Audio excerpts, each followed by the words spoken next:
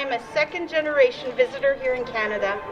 My mother and grandmother were born in the province of Laguna in the Philippines, and my father was born in the province of Negros Occidental, also in the Philippines. I am here on the land of Lakungan people, including Songhees Nation, Esquimalt Nation, and the Wasanic people.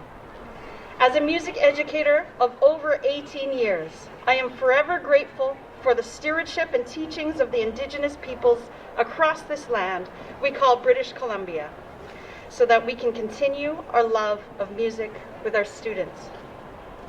As we begin this unifying protest, it wouldn't have happened without a number of wonderful supporters. A special thank you to Karen Grigolado, Mo Jessa, and Robbins Parking for offering free parking at specific lots. Dave Simons at Long and McQuaid for the use of all media equipment, the GVTA for granting me time to advocate against these budget cuts, to Ned Martin for the use of the pop-up tent, organizing recording of the event, and organizing the videos being shown on the screen behind us. To Denver Rawson for organizing the hard part of my crazy idea of this rally. He has worked an incredible amount of hours organizing the registration, the placement of people on the route, the information packets that got sent out for this event. You are amazing, and I'm proud to call you my friend and colleague. And thank you to all the parents and students and families, our colleagues, our community members who are here participating in this rally. This year has been so hard on everyone. It's been the absolute toughest teaching year of my 19-year career so far. The students and families were already so stressed out with all the COVID exposures happening in their schools. Student and staff mental health is at an all-time low, and then the proposed budget happened. As you can see around you today, the entire Greater Victoria community is upset about these proposed cuts. This proposed budget violently strips away student supports in a time where they need it most.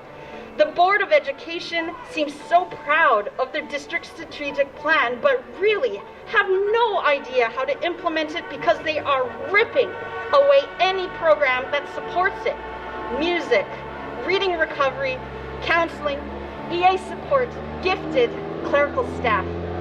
The strategic plan talks about inclusion, yet this budget is divisive. It talks about a learning environment that will support all learners' physical and mental well-being, yet they eliminate the very supports that students need. They talk about student achievement and improving graduation rates, but they are eradicating the programs that keep children in school. By supporting these cuts, you are not setting a positive example for the children of Greater Victoria. It's obvious that the decisions that were made to cut these programs have no idea how schools function or run. Each of these areas are vital to every school community. This budget process seems to be more about winning by pushing through this budget without consultation, transparency, or decency. They are not even considering what is most important: the students of the Greater Victoria School District. I urge you, trustees, to do the right thing. Stop these cuts from happening. We hear you. Our first speaker is Will Reid from Esquimalt Secondary School.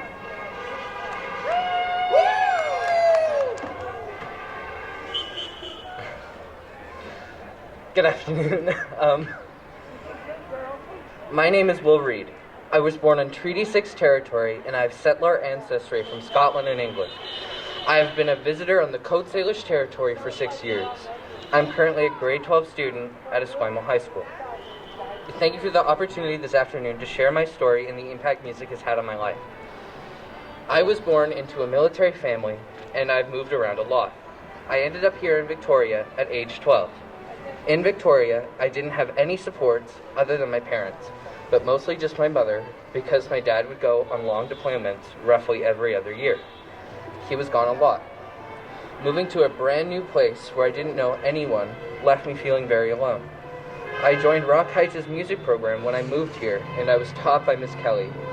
Being part of that program exposed me to like-minded people, and after a couple of months, I started to develop friendships.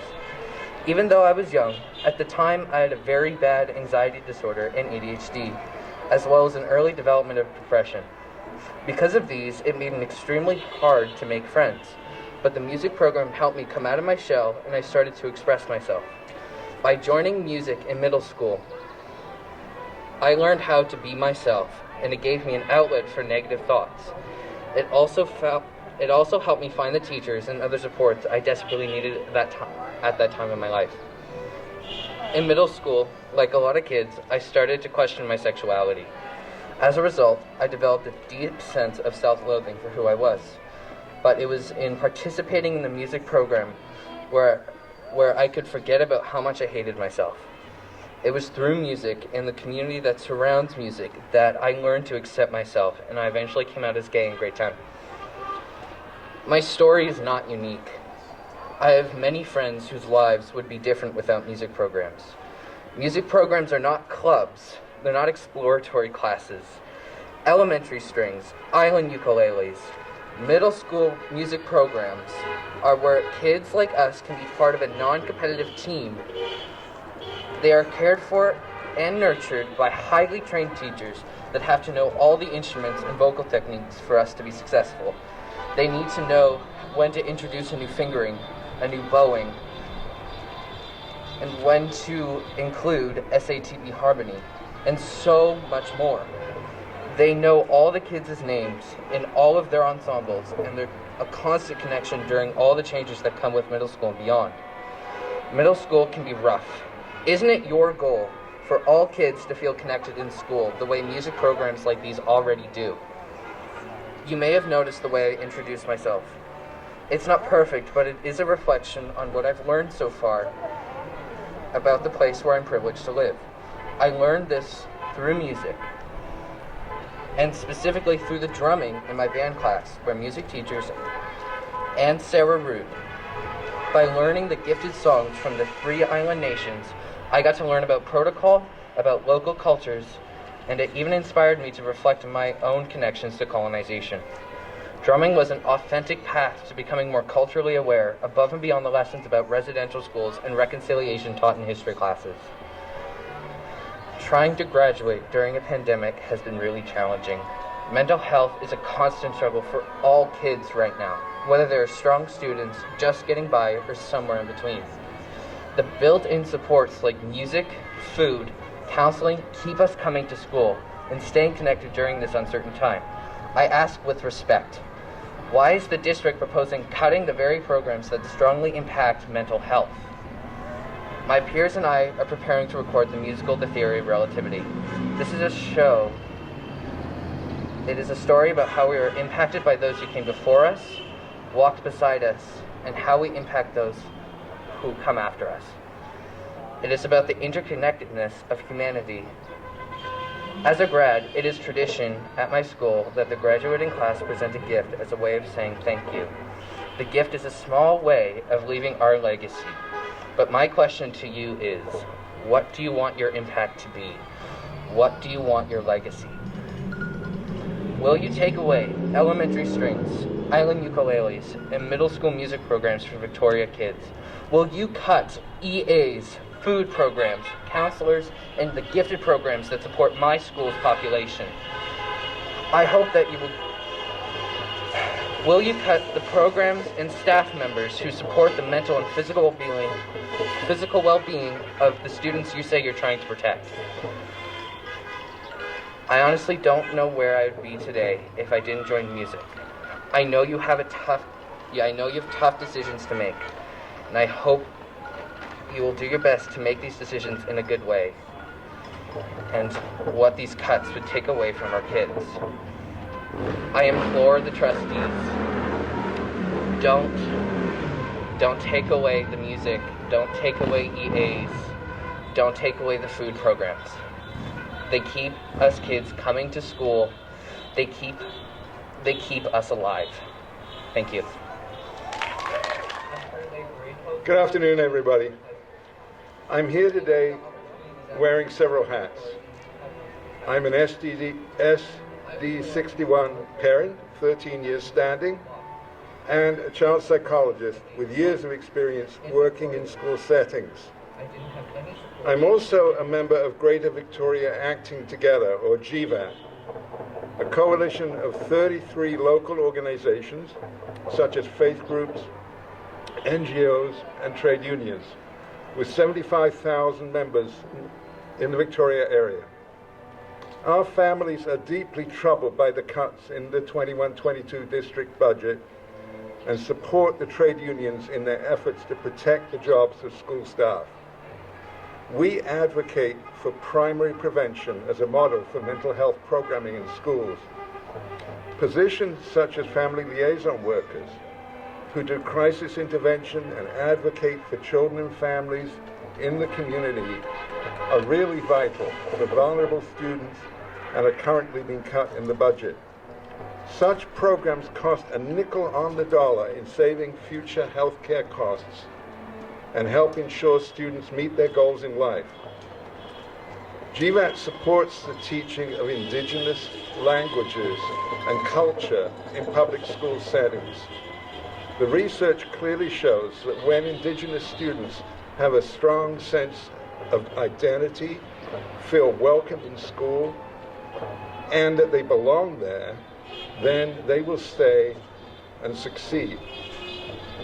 GVAT also opposes institutional racism.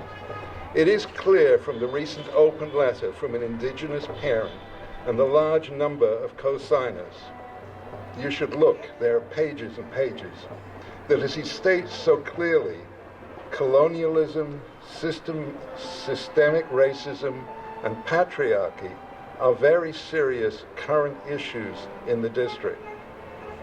We view the cuts to staff, such as child and youth family counselors, educational assistants, and music teachers, just to name a few, as highly detrimental to student well-being. The loss of these staff now is particularly critical given the impact of the pandemic on students' mental health and their higher levels of anxiety due to COVID. Having access to counseling staff can save students' lives in preventing suicides and opioid deaths, especially when these problems are increasing due to the pandemic. Because of the funding model, cuts in these important roles are not readily visible in the budget. Currently, 4 of these critical positions are being eliminated, and about 300 students will lose access to a counselor in the coming school year if this budget passes. We are especially concerned about the more vulnerable students returning to school to find that some of the reassuring and familiar faces of staff they have come to know and trust are gone. In regard to the cuts to 5th through 8th grade music programs, music teachers are clear that the critical age for mastering initial instruments ends at 10. Once this key window is passed, the lost learning cannot simply be made up later. Brain development is not something you can just ignore when convenient. Music programs also offer a great opportunity for students to challenge themselves, make new friends, and feel valued and welcomed by staff, as well as parents enjoying seeing their children at recitals, I have to add. How do you explain to a 10-year-old why his older siblings got a music program, but he won't?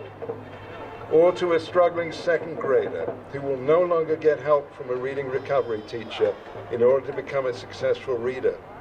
This is another key developmental moment that can easily be lost, with serious consequences for a student's future studies and self-esteem. Provincial funding is currently dependent on the previous year's district headcount. This approach is clearly flawed, and we support going back to a more reliable funding basis.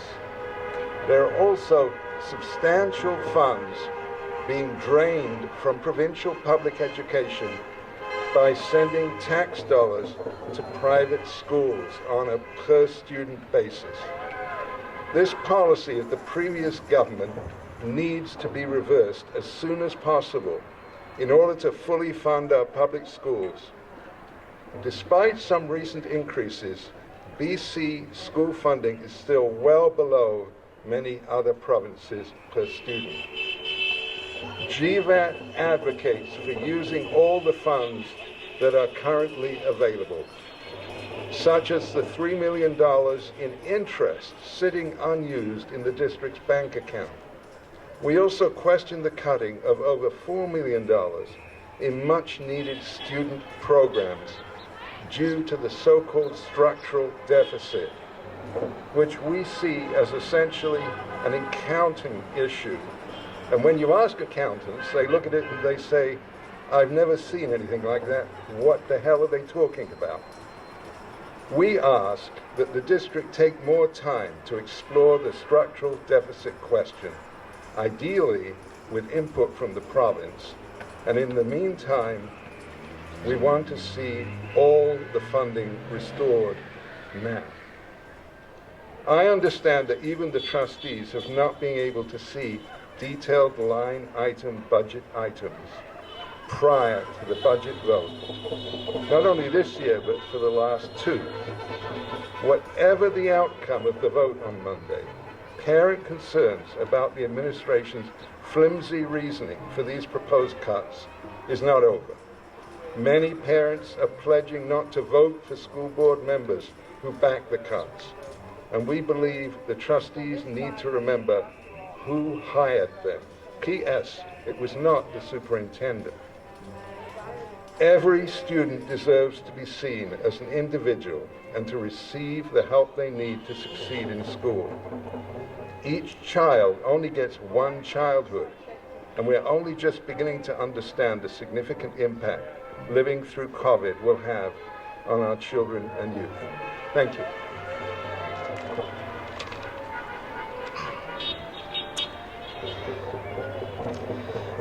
OCM nu Shwalakwa, OCM nu Chelacha, Haichquagwans Anna Tetchel Lakunan Tunuth, Haichpasiam Naquilia.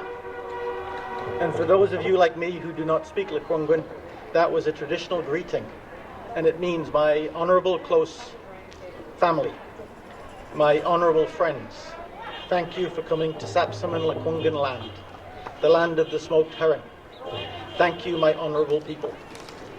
And although I didn't understand the words, I echo the sentiments, and I thank Mrs. Romphf and everyone else who helped put together this rally. It shows you care. It shows you care not only about yourselves, but about others. And while I'm here to speak about reading recovery, just take it from the heart that I'm grateful. Last week I spoke to the operations committee here at ST61, something that I have never done before. I asked a question, shared a truth, corrected a lie, and finished with a hopeful offer. Today, I'm going to go in reverse order. I hope the trustees would make themselves informed before voting on Monday. I offered those who did not know what reading recovery was the opportunity to be informed, to come and to see what we do. My offer still stands. It was sincere and it was only ever well-intentioned. The offer I made was also to help correct the lie. The lie that reading recovery just does reading.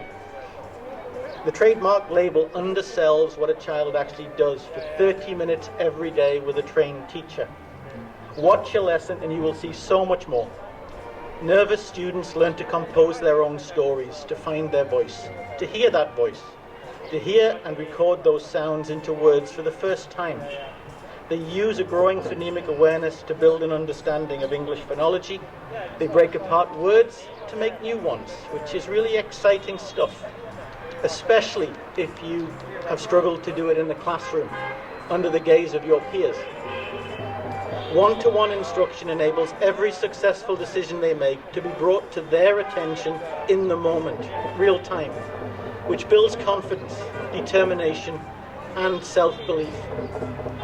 Working this way enables the teacher to observe closely, comment immediately, and let the child make decisions to take bigger learning steps by themselves. The goal is not to get them to a predetermined level. The goal is to get them to take them to ever higher levels. Some of you know firsthand that classrooms are complicated. Disruption is very distractive. I'm noticing that with all of the hooting today. Disruption is very distractive. And often those distractions are ongoing. We are working hard to be inclusive. Multiple additional needs are present in our public schools. Sometimes this impacts learning. Reading recovery teachers work in a quiet space in order to hear what a quiet child is trying to say and to immediately reinforce their positive, helpful reading behaviors. Get them to see what they're doing is right and get them to do it again. Please do not cut this program because working like this is in some way unfashionable right now. I've been at this a long time. And in education, like in life, fads and fashions change. Good practice, however, effective practice, endures. Reading recovery is not inequitable in any way, shape, or form. It's simply practical to do the job this way. To cut the program on the grounds of a lack of equity, as has been suggested, is ironic, if not tragic. I shared a secret, so it's out. I never asked to be a reading recovery teacher. It's only part of my job. I taught grade 3, 4, 5, and 6 for a number of years. And at CUPE, I saw firsthand what an amazing job the music department does. And I'll not forget it. I was, at that time, happily ignorant and a touch judgmental about reading recovery. And that changed when the principal at my school asked me to take it on. We needed to better use the time at the school, the FTE. We wanted to help the struggling students. Timetabling was tricky, and rather than give up, we came up with a solution that worked. And that led to work for me, a lot of it. I trained for a year studying complex literacy theory. I learned to complete detailed assessments and interpret the results. Results which are shared across the school. And as a Tier 3 intervention, and thank you, Dr. Oppenheimer, for giving people an overview of how school districts work. That was appreciated. As a Tier 3 intervention at the school level, the data that I gather informs school-based teams and administrators as to whether further assessments might be necessary at a very early stage. No judgments are made, we just present what we see and hear. Each September, up to 32 students are assessed by trained staff at the start of grade 1. And I ask, what better school-level data is the district team proposing to use to determine which students are referred for further assessments? What price can they put on KT assessments for 32 grade 1s, and how much time would that take? We are always right to consider options to improve literacy teaching. The proposed options are outlined in this district document, supporting literacy in the early years. But when it comes to the options being proposed to replace reading recovery in here, caveat emptor, buyer beware, or rather, be aware. They too come with a dollar cost. And while terms like wraparound and comprehensive approach appeal on a surface level, I actually like the word comprehensive in my insurance documents, for example, but when it's used in those insurance documents, it's qualified by pages and pages and pages of small print, detailing what exactly it means in a specific context. But what does the word mean for the children in grade 1 struggling on their path to literacy in a busy and complicated classroom? Look at the document carefully. The detail in this document is short. And as for the term wraparound, it simply sounds like a band-aid to me right now. To finish, the truth I mentioned and revealed with a question or two. This is where you help me out. Don't leave me up here embarrassed. Raise your hand if you've ever attended a band, strings, ukulele, or music event. Come on, hands up. Yep. You know the next question, don't you? Hands up if you've ever observed a reading recovery lesson or knew what it was. Thank you. I got a couple. Reading recovery, the truth is, it's not visible. It's not like other programs under review. It's quiet, and it can't compete for your attention. It does not make as much noise as a band. It involves fewer people, but makes a massive difference. And at Monday's vote, please see beyond any of the media noise and our relatively small numbers. Trustees, please become informed. Ask what exactly will be replacing it. What are the details? And if you can't see them, adjust your vote accordingly. Again, I'd like to thank people for helping us by sharing this platform and making some music, and for joining together and resist cuts. I want to give you a big heartfelt haichka and say thanks. Thanks, Cindy. Now at this time we are going to together speak the final stand speech as one to symbolize our community together against these proposed budget cuts, and I'd like to call Ms. Kristil Hammer to the stand.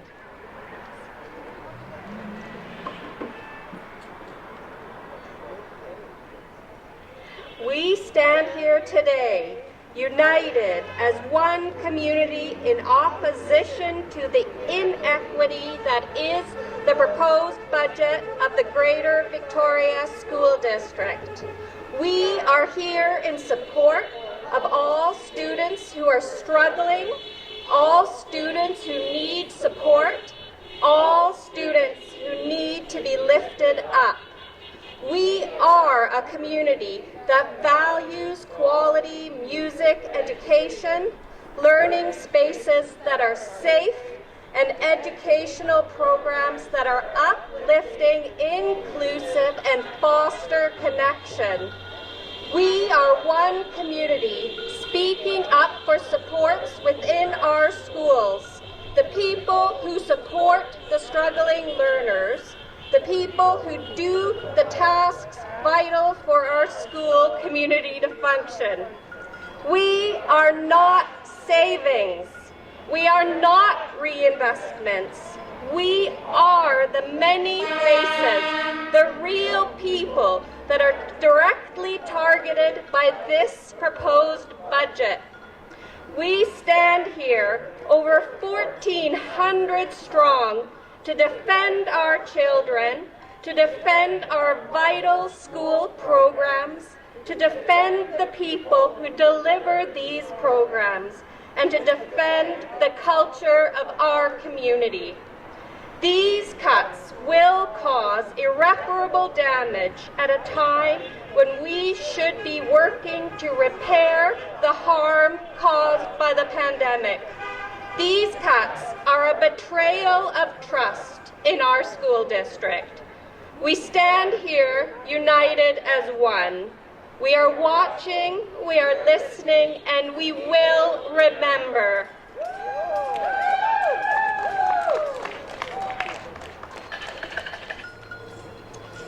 Hello, and thank you for being here today. And I have with me Taylor Wills, who's one of the vice presidents of our local. It is great to see such support from members of the school community here today to unite against the budget cuts that the Board of Trustees of the Greater Victoria School District is proposing. Cuts to reading recovery, music, youth and family counselors, educational assistants, teachers, clerical, all cuts that will have the greatest effects on who? Our children, your children. The impact of the cuts being considered to our membership is staggering. I stand here today to represent the staff who work in offices, libraries, technology, and to the educational assistants who work with all students, especially those most vulnerable. These cuts will have severe financial effects for employees who have lost their jobs or had their hours significantly reduced. Most importantly, these cuts will have a significant impact on the vulnerable students and the supports they receive, both in terms of their well-being and their academic success. The mission statement of School District 61 is, we nurture each student's learning and well-being in a safe, responsive, and inclusive learning community. How can these cuts allow our district to live up to their own mission statement? They can't. The vision of School District 61 is each student within our world-class learning community has an opportunity to fulfill their potential and pursue their aspirations. How can these cuts support that vision? They don't.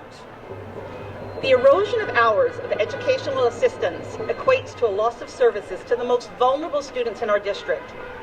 Our educational assistants are constantly working with staff shortages And now these cuts will add to the reduction in services to students.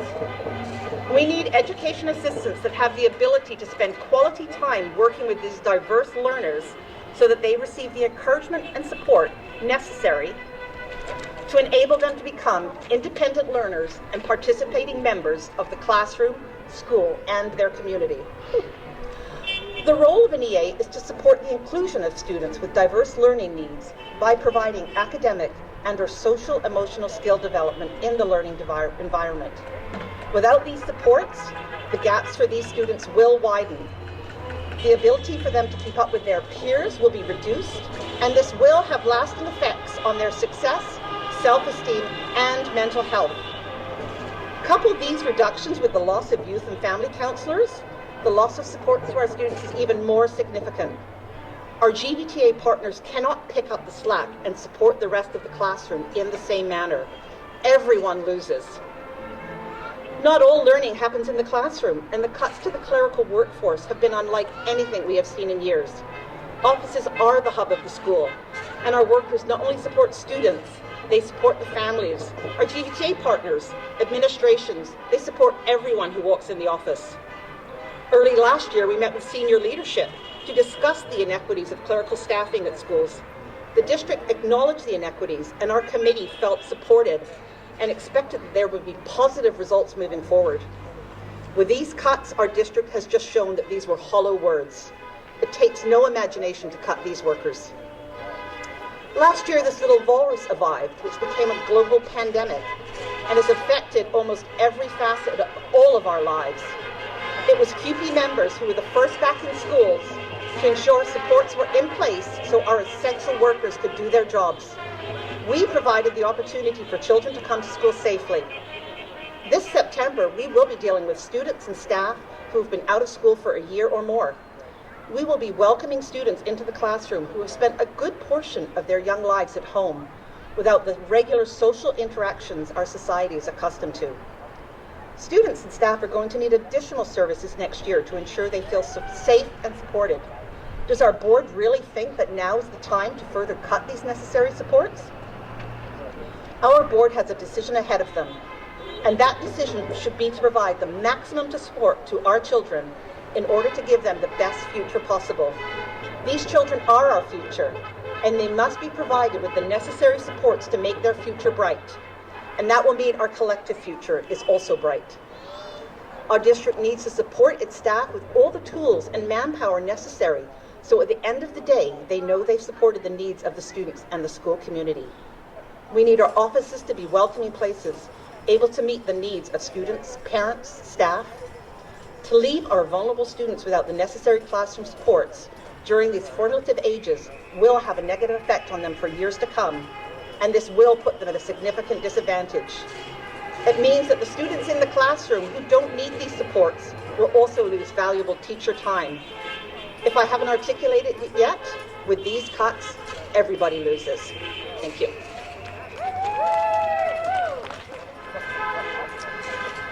Alana Johnson, Hanu di Kigaga. Ruth Parrish, Hanu di Alga Kigaga. Ann Williams, Hanu di Nanga Kigaga. Alan Kaihaga, Alan Kianus Liga. I'm also joined today by my niece and by my Nutranos brother, Chacham Hai. My other three grandparents became visitors on Musqueam and Wasanich territory before my parents met, when they moved to Lekwungen territory where I have been born and raised. I am also a music educator, currently teaching choir at Picols or Mount Doug Secondary. My daughter is Nutranos, a woman from Yahatis, and she deserves to experience equality, healthy community, and reconciliation during her lifetime in education. Music is often a more powerful medium than speech, and humor has been a huge pillar of our resilience as Indigenous people. So I will share a song with you today that summarizes my thoughts. This song goes way back and has been an important part of my healing journey as I and my Indigenous brothers and sisters experience re-traumatization through this budgeting process. A huge hawa to Carrie Newman and Winona Waldron for the words you have already shared to the school district decision makers. I have borrowed some of your statements for my presentation.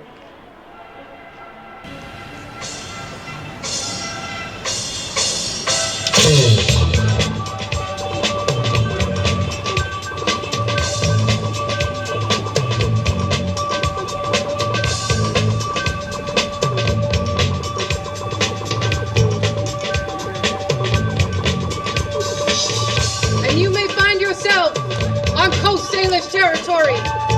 And you may find yourself with too many Lekwungen representatives at your meeting. And you may find yourself upholding racist bylaws. And you may find yourself under public scrutiny with no justification. And you may ask yourself, well, how did we get here? Rushing the budget through without consultation. Rushing the budget through boasting reconciliation. While all the people ask, where has the money gone? Once in a lifetime, can we please follow the TRC recommendations? Do Indigenous students participate in band? And you may ask yourself, will core band strings require improve the Indigenous completion rates? And you may tell yourself, no. And you may tell yourself, we know our data, we must act. Rushing the budget through without consultation. Rushing the budget through boasting reconciliation. While all the people ask, where has the money gone? Once in a lifetime, can our leadership all read and understand UNDRIP, please? Heichka. Same as it ever was. Same as it ever was. Same as it ever was. Same as it ever was. Same as it ever was. Same as it ever was. Same as it ever was. Programs dissolving and music removing. Under the guise of reconciliation, toe the line. Remove the logical fallacies to the bottom of the ocean, please. Rushing the budget through without consultation. Rushing the budget through boasting reconciliation. While all the people ask, where's the intentional investment? Listen to the rocks and stones, you'll find wisdom calling. Rushing the budget through without consultation. Rushing the budget through boasting reconciliation. While all the people ask, where has the money gone? Once in a lifetime, let's define our Indigenous youth by their strengths. What does reconciliation look like?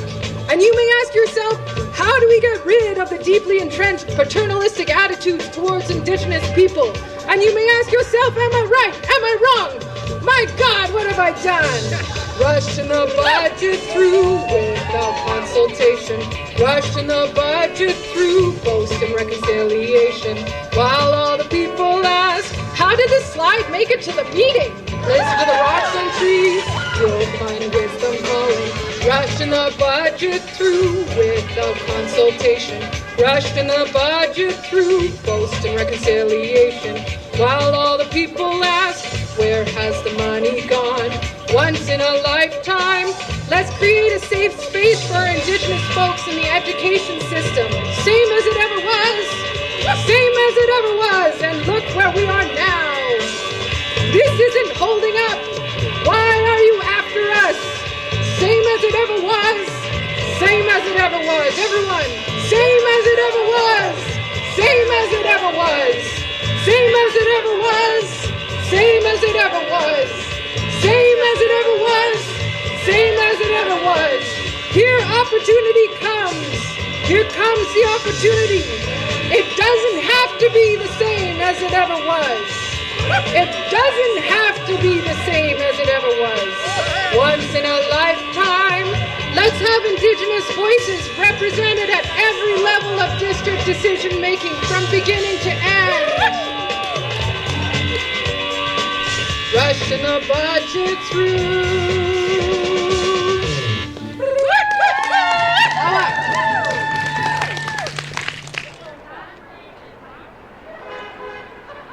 That's a hard act to follow. Thank you, Alana. Haishka. Okay. So I'm Winona Waldron. I'm the president of the Greater Victoria Teachers Association.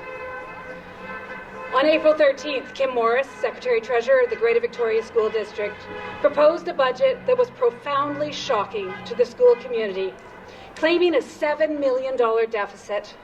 The Board of Trustees voted to put this budget up for consideration with a final vote on Monday, this Monday, May 17th.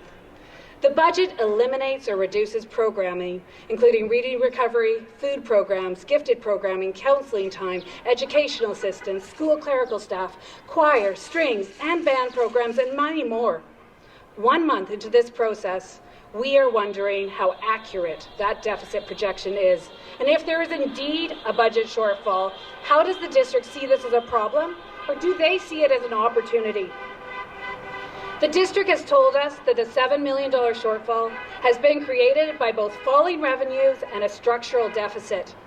This structural deficit refers to a long-standing and common school board practice of applying funds unspent at year-end to next year's staffing and programming.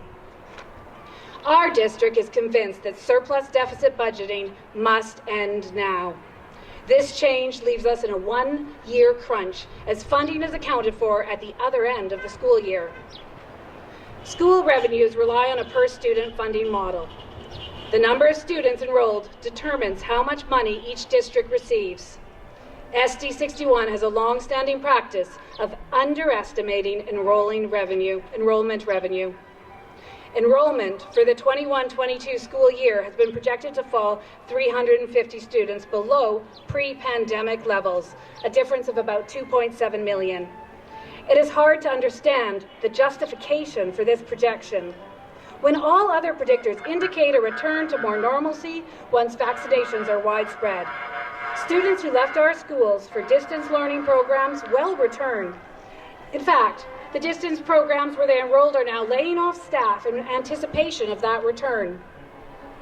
Victoria schools have also relied on fees generated by the International Student Program to fund educational programming.